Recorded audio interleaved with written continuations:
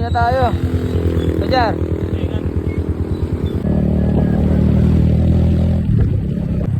Kanan tayo dito. Shortcut.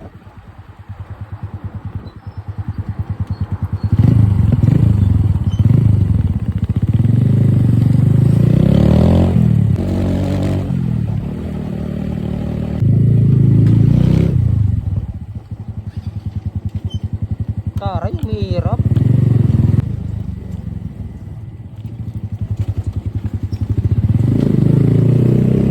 So, gilid muna tayo saglit. Malabo yung ano, shades ko. Nagmomoy sa loob.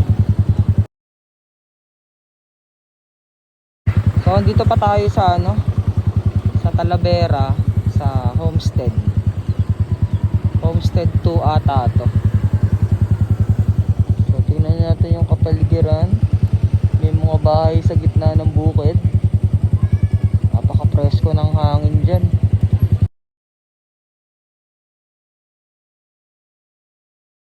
Then guys,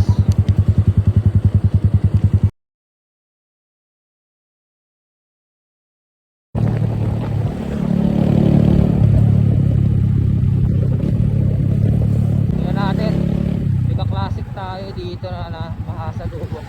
Hoy, talagang nagpaong na siya para makita siya talaga. Sige, ikaw na. So ang build niya is scrambler, pero hindi ko alam kung anong type ng unit ng makina niya, kung anong weight. So wag na, wag natin overtaken, kaya natin siya. Share ko lang din pala, sa lahat dito ng mga taga Nueva Ecija, meron kaming group na classic. Ang pangalan is El Clasico Nueva Ecija. Kung interested kayong sumali sa amin, i-PM nyo lang ako sa Facebook page ko. Ito, ayan, i-PM nyo ako kung naka-classic kayo. All CC is required na sumali sa amin. Kahit anong bikes mo ba yan, kahit anong concept mo ba yan, basta classic bike, welcome na welcome kayo sa amin sa El Clasico. So pagka interested kayo, sali kayo sa amin, PM nyo lang ako sa Facebook page ko. So yun lang. And kung interested talaga kayo, PM nyo lang ako. Thank you. Medyo pumapatak yung ulan dito, pero feeling ko walang ulan doon sa banda na yun sa amin. Welcome to Llanera. So parang doon pa yata banda doon ang malakas ang ulan. So baligtad yata ako. Then eto, may share din pala ako sa inyo. Paki-follow, please paki-follow ng El Clasico Nueva Ecija sa page namin. Ito. Then paki-follow, like and share, subscribe yung Brothers Adventure. Ito din, ayan, kasi naka-hold yung money hunt namin. May tinuluto kaming money hunt. Hindi kayo familiar sa money hunt, yun yung may sticker tapos may perang nakalagay. So naka-hold pa yun. So doon ako mag-upload sa Brothers Adventures na biligay ko. Ito ulit. So abang-abang lang kayo at palapit na tayo mag-money hunt. So meron din akong page na pinag-uploadan ng mga video ko. Ito, Clasico ni Dom. Please paki-follow din ako at nag-upload din ako dyan. So yun lang, malakas na yung ulan. Let's go! Uy, si Panggol.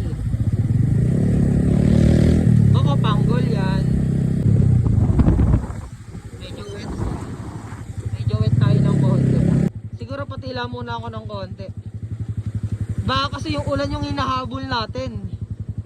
Papunta dun yung ulan eh. So parang sinasalubong lang natin lalo. Kaya siguro mga 1 minuto muna. So dito muna tayo. Dito na to sa Bicos. Ito yung cemetery nila. Tabi-tabi po. Tabi-tabi po. So dito na lang din tayo. Wala akong ginagawa. Kukwentuhan ko kayo ng short story about dito sa Bicos na alam nyo ba yung mga jeepney driver dito is nakakapagsakay daw nakakapagsakay daw ng mga tao para daw dito ng mga alanganing oras ng gabi, yung mga bobiyahe ng Rizal. May sumasakay daw dito, tapos anyong tao siya, tapos pag sumakay siya sa jeep, then bababa siya sa may sabana, sa sabana dyan, sa may bandang dyan sa sabana dyan. Pagbaba, hangin na lang siya na puro dahon daw. Yun lang sabi lang sa akin ng kwentong driver ng jeep ng Rizal. So marami nang nagsasabi na totoo din daw, then maraming na-aksidente dito na may mga nagpapakita din daw, ganon. Kaya pag dumadaan ako dito ng mga gabi na abot ng busina ko talaga, para makikiraan ka lang din sa kanila para hindi sila nai-istorbo. So yun lang yung kwento dito na i-share ko lang. So tara na, okay na siguro to, dal ko masyado. Dito daw part bumababa minsan matandang babae daw. Dito sa part na to, sa sabana na to, mahabang sabana to, konti lang bahay, parang kulo-kulo lang. So yun, ito yung sabana. Dahan-dahan lang kaibigan, masyado akong mabilis, madulas ang kalsada. Takbong pogi lang kahit wala tayong itsura man, naka-helmet naman tayo eh. Dahan-dahan lang.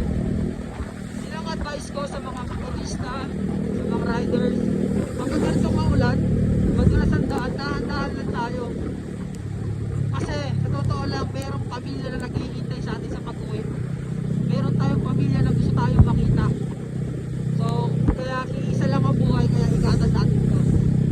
Yun lang naman, share ko lang.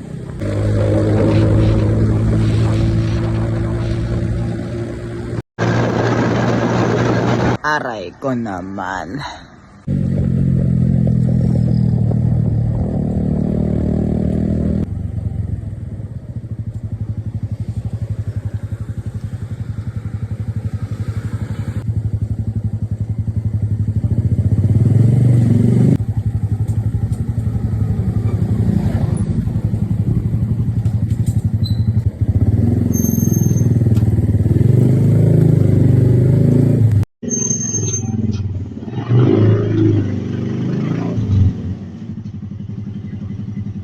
Nakalipas po mga bagyo at mabigat na pag-uulan, baha dito sa Angono.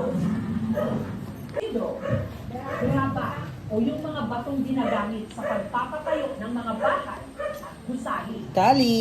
Mula sa aking tinatawag Kali-kali. ang lawak Galing na yan eh. Galing na yan eh. Laging nakasalubong.